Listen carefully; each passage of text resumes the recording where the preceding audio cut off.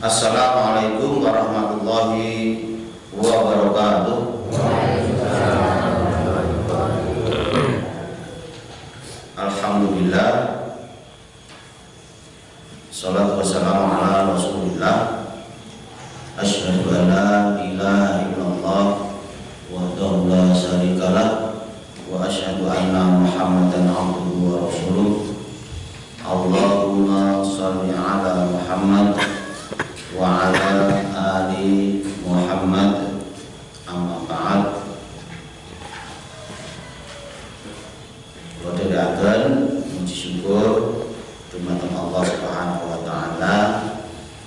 Sesarengan sumangga maos hamdalah. Alhamdulillah rabbil alamin. Kami syukur mugi Gusti Allah tansah paring tambahin rahmat dumateng kula panjenengan sedaya. Ma'asyiral muslimin rahimakumullah. Mari kita lanjutkan kajian kita masih dalam buku yang diterbitkan oleh Majelis Tahqiq. Kali ini kita akan membahas bersama tentang pelaksanaan sujud sahwi. Jadi sujud itu adalah salah satu diantaranya adalah sujud sahwi.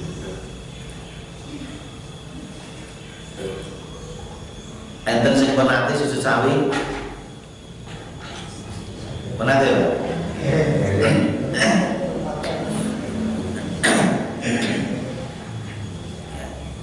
Enten sing pun nate, enten sing dereng nate, enten sing pun nate bener, enten sing pun nate kurang bener, enten sing dereng nate mergane gak mudeng, enten sing dereng nate iya memang iya urung tenan.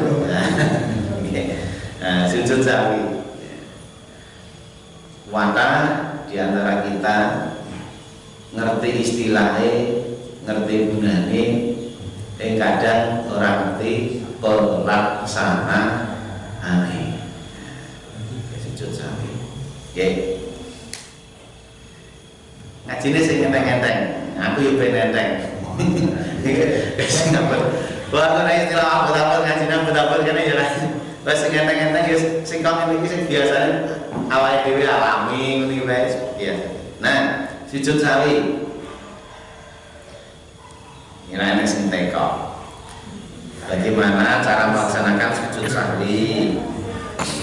Apakah sujud sahwi itu dilakukan sesudah salam ataukah sujud sahwi itu dilakukan sebelum salam?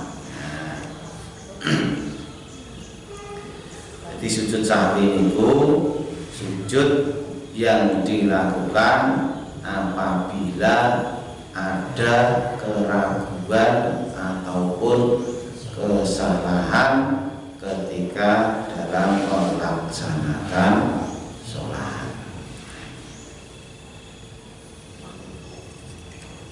Dijawab, masalah sujud sahwi ini belum diputuskan oleh muktamar.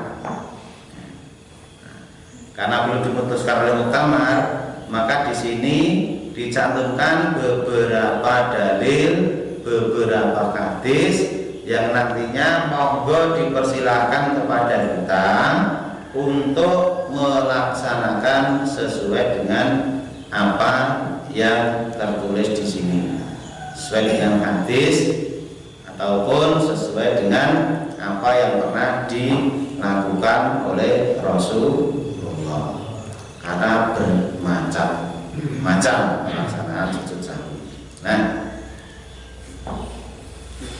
yang rada cepat satu ini setengah itu dan rampung dan iso bergawe. Kali ini saya punya tanggung jawab untuk numpuk absen gerak jalan neng alun-alun.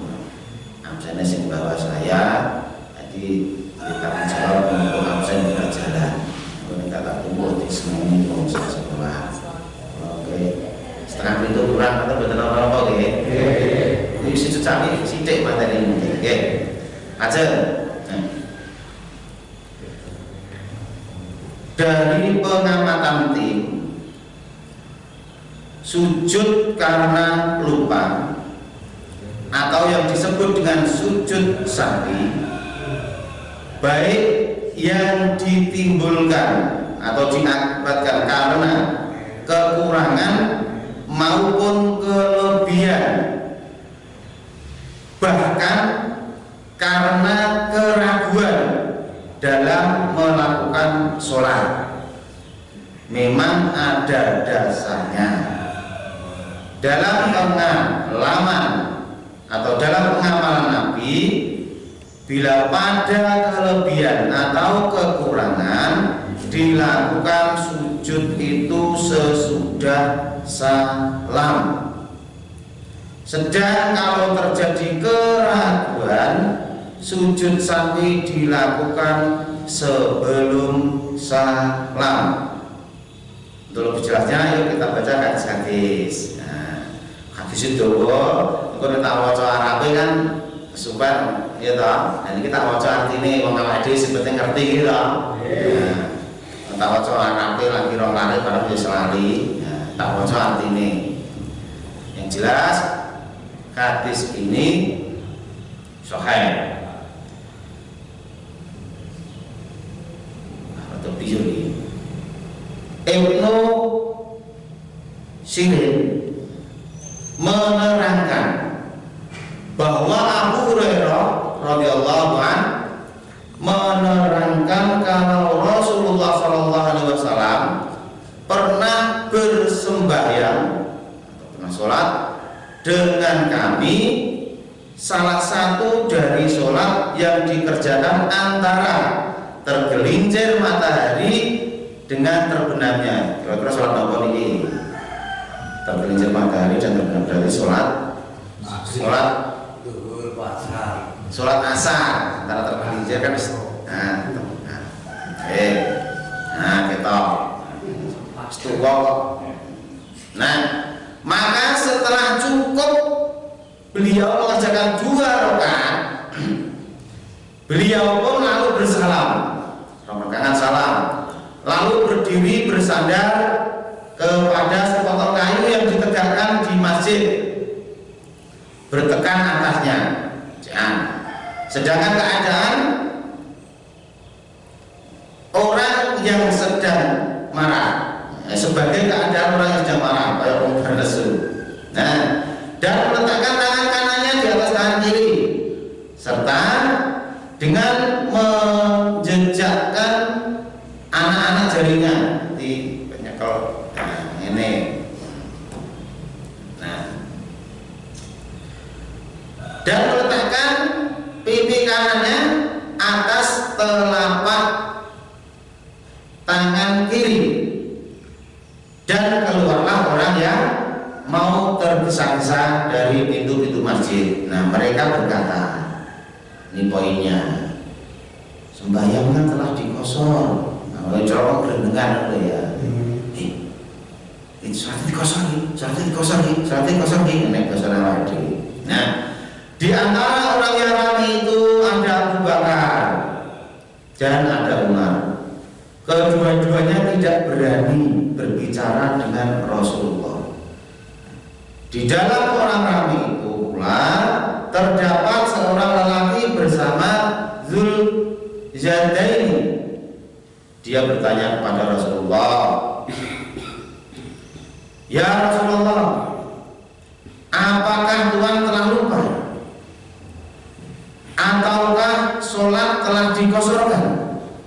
Nabi menjawab, "Saya tidak lupa, dan sholat pun tidak dikosorkan." Nah, sesudah itu Nabi bertanya, "Apakah benar yang dikatakan Dzulzadaini?"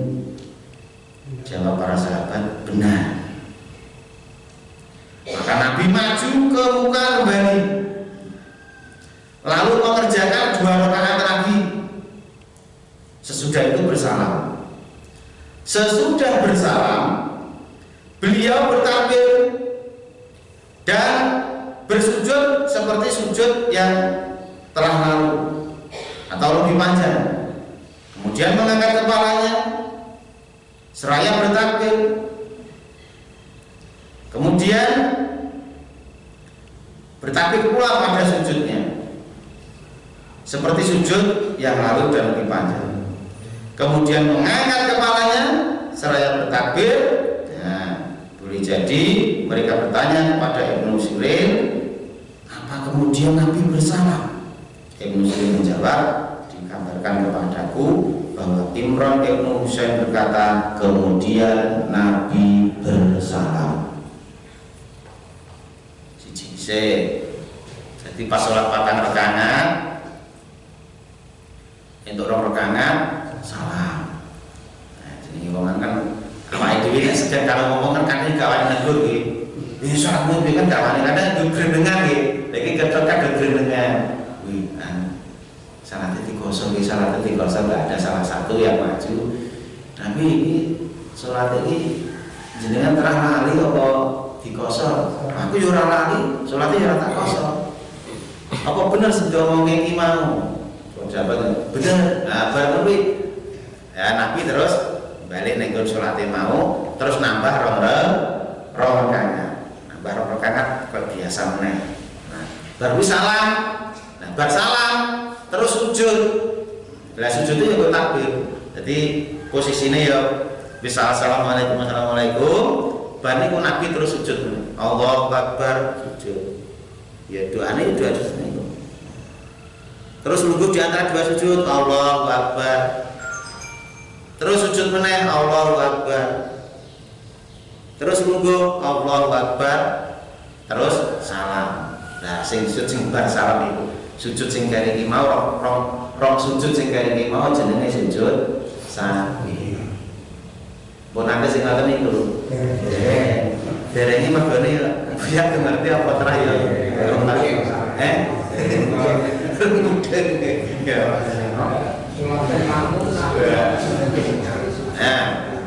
Nah, berarti dalam kondisi seperti ini, dalam hadis ini, ya, makmum mengulangi nggak tadi makmum?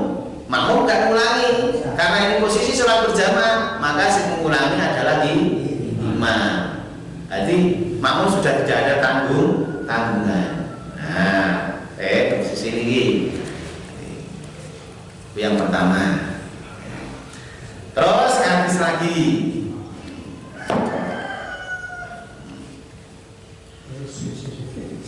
Imran Ibnu Husain radhiyallahu anhu menerangkan bahwasanya Rasulullah SAW pada suatu hari bersembahyang asar di Mekah bersama. Maka beliau bersalam pada 3 rakaat. Itu 3 rakaat wis salam. Sesudah itu beliau masuk ke rumahnya. Rumahnya Kanjeng Nabi kan arek mepet masjid ngoten iki. Kula ki dereng mriku. Muga sadurunge mati iso mriku. Nggih.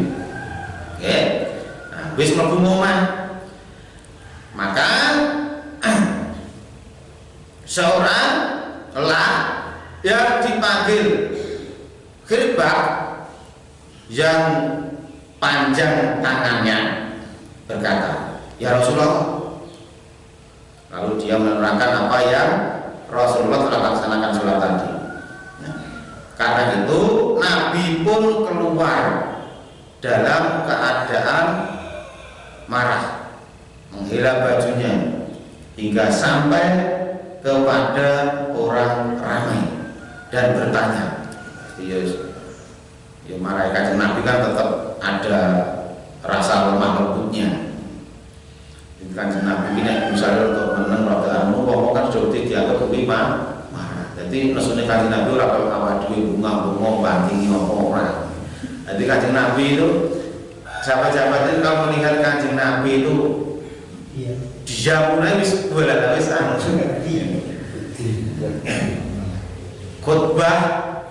Karena khutbah semangatnya seakan-akan seperti apa wajahnya merah, berarti sahabat sudah mengatakan itu marah yang luar biasa. Nah, kemudian bertanya, apa benar yang diterangkan orang ini? Orang-orang menjawab benar. Maka Nabi sholat serokaat lagi, kemudian bersalam. Sesudah itu beliau bersujud 2 sujud kemudian bersalam. Jadi dari 2 hadis ini nek awake dhewe, karena ini kan posisi ini kan jadi imam ya, jadi imam. Ini nek imam, kan ya mungkin pada waktu itu kan belum ada syariat nek anu wong lanang nek ngikace wong lanang kon subhanallah kan belum ada seperti itu. Di dalam kasus ini, 2 kasus ini nek awake dhewe salat kok rakaate kurang ya, lagi ditambahi meneh kekurangan rakaate. Salat luar biasa terus lagi sujud 2 sujud seperti yang diterangkan tadi. Hadis yang ketiga, Ibnu Mas'ud radhiyallahu anhu menerangkan bahwasanya Nabi sallallahu alaihi wasallam sholat zuhur 5 rakaat. Lalu orang yang bertanya kepadanya, apakah sudah ditambah rakaatnya? Jawab Nabi, tidak. Dan apa itu? Murai, nah bahasanya murai, ngopo toh? Nah, ini bahasanya ini. Mereka menjawab, Tuhan telah mengerjakan 5 rakaat. Maka Nabi pun bersujud 2 sujud sesudah bersalam. Wah, jadi nek kelebihan gak dilongi. Cara ngelongi bila ya iso. Wah, kelebihan sarangan tapi kan enggak. Kalau kelebihan cukup melaksanakan sujud ya kayak mau Allahu Akbar sujud, Allahu Akbar rukuk, Allahu Akbar sujud, Allahu Akbar rukuk terus salam. Nah, hadis-hadis yang menerangkan kapan dilaksanakan sujud sawi karena ragu-ragu. Nah, dalam masalah ini disampaikan hadis dan isinya pas toh. Ya kan ada lafaznya. Nah, ada yang menyuruh melakukan sujud sawi itu sebelum salam, seperti riwayat Dawud Ibnu Majah. Nah, yang artinya Abu Hurairah radhiyallahu anhu menerangkan bahwasanya Nabi sallallahu alaihi wasallam bersabda bahwasanya syaitan masuk antara anak Adam dan dirinya. Lalu anak Adam itu tidak mengetahui berapa sudah ia sholat. Mesti segera karena itu apabila seorang kamu mendapati yang demikian, hendaklah ia bersujud 2 sujud sebelum salam. Nah, ini pas sholat dhewe. Ini pas sholat dhewe. Nah, imam wis telu kok pantat yo. Nek telu kok papat awake dhewe kudu nganggep telu. Imam loro kok telu yo loro. Nah, iki mau telu kok papat telu. Nah, yakinnya kudu ngaten. Nah, setelah ini ya karena kan ya jenis ragu-ragu kan tetap ada keraguan terus toh. Telu kok papat ki mau. Telu ngadeg meneh tambah sare kanan. Nah, lah bar niku ra sujud sawi pripun sujud sawi sadurunge assalamualaikum awake dhewe sujud sawi. Jadi nek sujud sing salat terakhir Allahu Akbar, Allahu Akbar, Allahu Akbar, Allahu Akbar. Nah, iki meh salam. Dan yang tadi ada keraguan, tambah meneh sujud sawi Allahu Akbar, Allahu Akbar, Allahu Akbar, Allahu Akbar, lagi salam. Nah, itu pelaksanaan sujud sawi. Nah, sekarang bagaimana posisi kita? Misal sujud sawi pelaksanaannya ngoten niku. Bagaimana posisi kita ketika kita menjadi imam dan makmum mau mengingatkan kepada kita? Sekarang kita harus paham dulu, paham riyen. Apabila kita menjadi imam, kan begini. Ini serambung. Nah, sekarang kita beralih. Ya. Apabila kita menjadi imam, jadi di dalam tes juga disampaikan. Nah, apabila seorang imam terlanjur berdiri ketika di rakaat kedua, ini harus saya sampaikan karena saya pernah mengalami kejadian. Nah, karena saya pernah mengalami kejadian. Jadi saya pernah mengalami kejadian sholat di Bakar Magetan, daerah sadurunge pabrik gula saya pernah. Jadi sholat zuhur niku di rakaat kedua kudune atahiyat awal. Nah, imamnya bisa ngadeg. Aku menilai imamnya bagus pelaksanaannya, tapi mengenai ini kurang paham. Nah, sebenarnya begini. Jadi imamnya itu ketika di rakaat kedua, kemudian bersujud langsung ngadeg. Jadi langsung ngadeg Allahu Akbar. Nah, ketika posisi berdiri seperti ini, kemudian makmumnya bilang Subhanallah, imamnya terus balik lungguh untuk atahiyat awal. Ternyata yang seperti itu keliru. Yang seperti itu ternyata keliru. Jadi nek awake dhewe dadi imam, nah ini kita baca dulu hadis iki. Jadi dari Al-Mughirah bin Syu'bah radhiyallahu anhu, Rasulullah SAW bersabda, apabila seseorang di antara kalian ragu dan ia berdiri dari rakaat kedua dan ia sudah tegak berdiri, maka hendaklah ia teruskan dan tidak usah kembali, dan hendaklah ia sujud 2 kali. Apabila ia belum berdiri tegak, imam itu kan tersengatan tak prakteknya ya. Jadi seorang imam itu ada yang begini. Jadi ketika mau berdiri itu, ya, ada yang bersujud,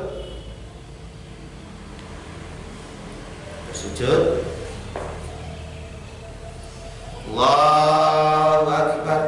Aku nak imami ngono ya. Aku nak imam. Jadi saya kalau imami bersujud tidak Allahu Akbar. Kalau nak imami betul betul itu. Tapi saya kalau imami posisinya begini, misalnya rakaat pertama atau rakaat kedua, baru saya katakan Allahu Akbar. Kan ada orang yang ada yang lagi hanya dari sujud Allahu Akbar kan tekan ngadeg gitu. Nah, kalau posisinya misalkan ini rakaat kedua, ya rakaat kedua, kudune tahiyat awal gitu. Kudune tahiyat awal. Tapi langsung berdiri Allah.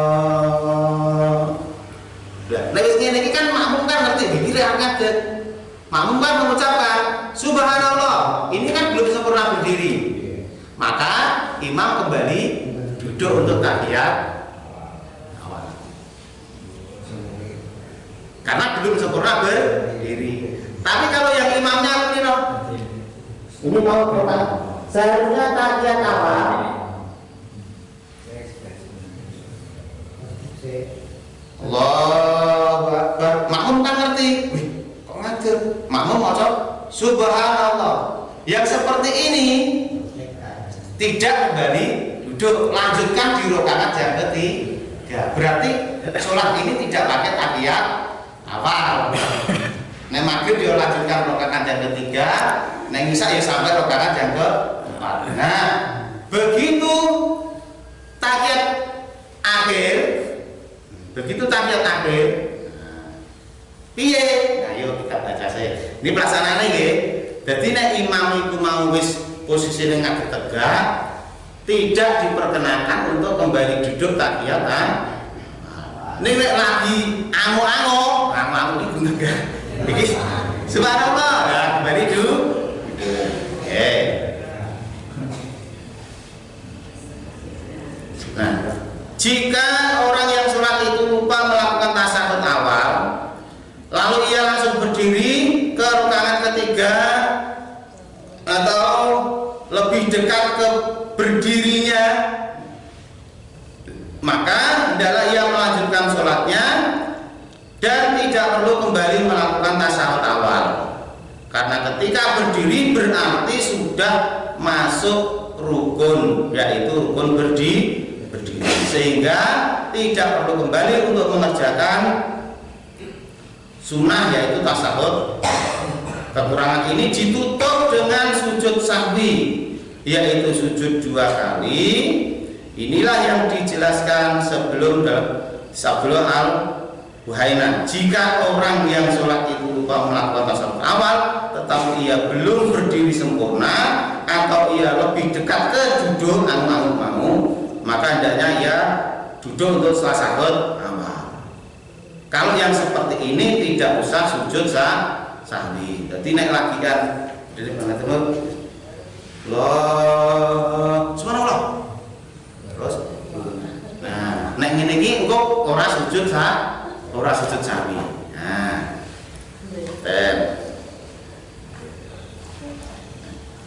karena tasyahud awal itu bukan termasuk rukun sholat, karena ketika ditinggalkan ditutup dengan sujud sahwi, tidak disuruh kembali melakukannya.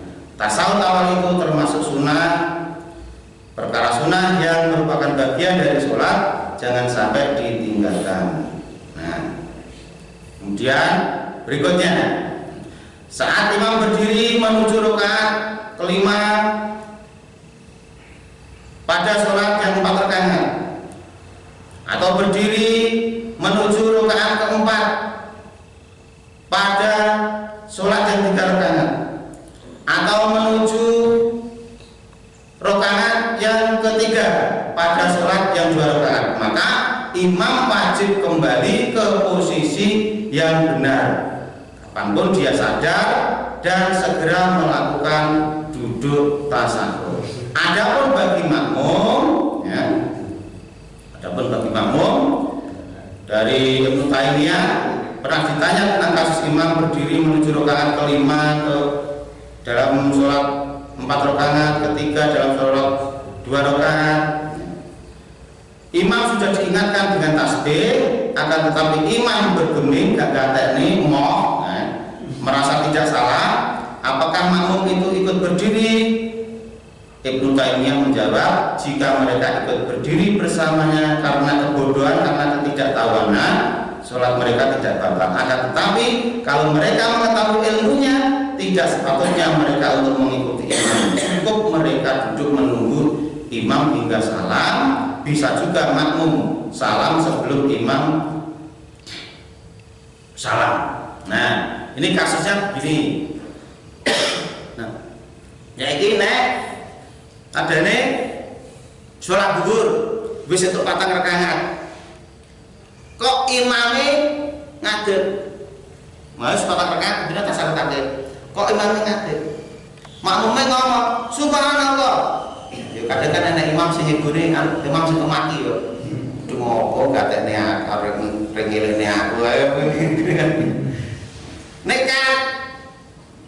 Nek makmum iki mergone gak ngerti ilmune, melu ngadeg gak apa-apa. Karena belum tahu ilmunya. Kalau makmumnya tahu ilmunya, makmumnya tetap duduk. Ben sakarepe ketambahan gak apa-apa. Nah, berarti nek kan tetap ngono ta? Nah, tunggune imame, ya ini salam. Imam salam, assalamualaikum, maka ada yang bilang assalamualaikum. Atau gede, nah imam pada dablekmu, perlu mau sok pinter dewi kok piye ning batine. awake dhewe bar tahiyat gak sak nunggu imam salam, awake dhewe salam dhewe. Nah, ini kasus ya kelebihan rakaat. Nah, nek kelebihan rakaat itu sebenarnya wis posisi imamnya ngadeg. Sepatah rakaat pikir, subhanallah. Kalau yang seperti ini tidak diteruskan. Kalau yang seperti ini harus kembali duduk untuk tahiyat akhir. Nek tahiyat awal mau gak balik duduk. Nek tahiyat awal dilanjutkan terus. Nek kudune wis tahiyat akhir kok ngadeg makmume ngelekke kuwi kudu balik lho. Nek imame kemaki lu mongso mau dielekke. Nggih sing makmume kudu sing enggak. Nah, ini sisi sujud sahwi. Nah, ketika kita sholat sendirian,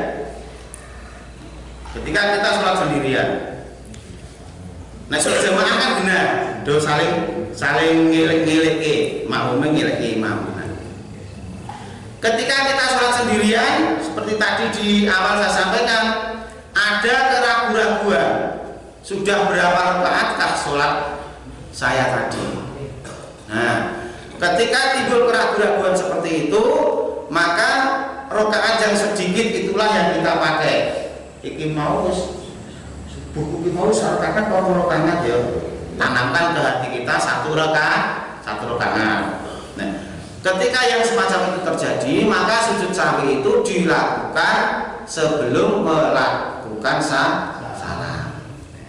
Biasanya yang terjadi keraguan-raguan semacam itu pas sholat dewi, pada kemungsung, pas babai, gelar, dan biasanya kayak mus terlalu malah akhirnya kan malah suwe toh, itu lu, itu semangat juga dulu, nah, itulah pelaksanaan. Dan doanya bagaimana? Doanya seperti doa biasa.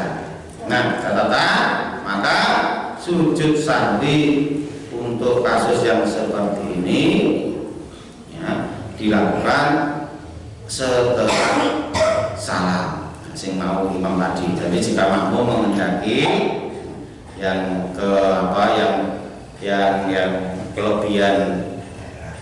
rakaat tadi dilakukan setelah salam.